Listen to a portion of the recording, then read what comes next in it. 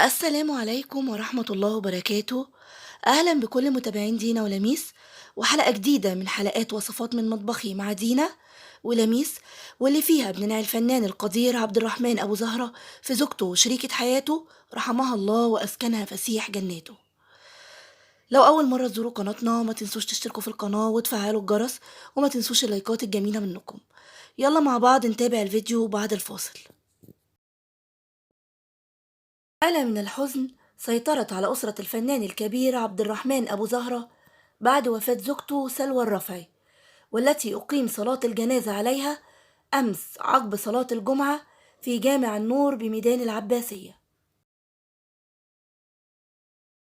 وتم إعلان الخبر عن طريق الفنان مفيد عاشور زوج ابنة الراحلة، حيث كتب على صفحته الشخصية بموقع التواصل الاجتماعي فيسبوك: توفيت إلى رحمة الله السيدة سلوى الرفعي والدة زوجتي وزوجة الفنان عبد الرحمن أبو زهرة، وتابع رحمها الله وغفر لها وأسكنها فسيح جناته، ونسألكم الفاتحة على روحها الطاهرة.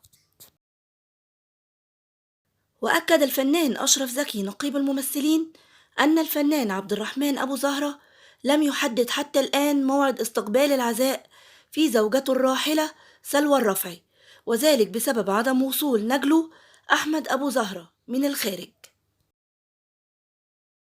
حيث إن لم يخلو لقاء تلفزيوني للفنان الكبير عبد الرحمن أبو زهرة إلا وتحدث فيه عنها وعن علاقة الحب التي ربطته بشريكة حياته، الزوجة والأم والحبيبة والصاحب الصادق المخلص، إنها زوجته الكاتبة سلوى الرفعي.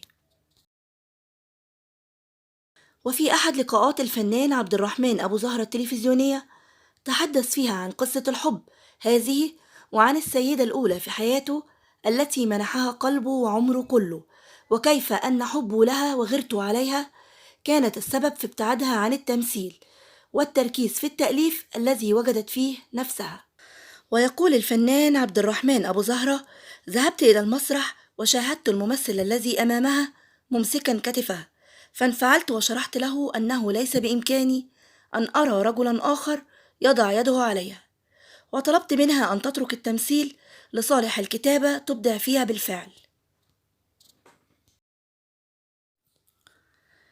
ولمن لا يعرف، فالسيدة سلوى الرفعي التي رحلت عن عالمنا صباح اليوم هي ليست فقط زوجة الفنان عبد الرحمن أبو زهرة، وإنما بدأت حكايتها ممثلة ثم اتجهت بعد ذلك إلى الكتابة، حيث ألفت عدد من المسلسلات والسهرات التلفزيونية، وعرفت بكتابة السهرة التلفزيونية للاتحاد النسائي، ومنها قصة مسلسل يا رجال العالم اتحدوا، وأيضا كتابة السيناريو والحوار لسبعة أعمال منها طيور النورس ورصاصة في العقل، وبالإضافة إلى الاتحاد النسائي وزهرة الحب وعودة الربيع ونصف شقة وقلوب صغيرة على الطريق، إلى جانب كتابة السيناريو والحوار لسبعة أعمال درامية أخرى. كما كتبت سلوى الرفعي أيضا كتاب كارثة تحت التشطيب. وكانت زوجة الفنان عبد الرحمن أبو زهرة قليلة الظهور في المناسبات الفنية، وهي أم زوجة الفنان مفيد عاشور، وظهرت في إحدى تكريمات زوجها عبد الرحمن أبو زهرة، وذلك في العام الماضي. وبكده الفيديو بتاعنا النهاردة خلص، واللي بننعي فيه أسرة الفنان عبد الرحمن أبو زهرة في الفقيدة، ربنا يرحمها ويسكنها فسيح جناته ويلهم ذويها الصبر والسلوان. لو أول مرة تزوروا قناتنا ما تنسوش تشتركوا في القناة وتفعلوا الجرس، وما تنسوش اللايك والشير. كنتم مع وصفات من مطبخي مع دينا ولميس.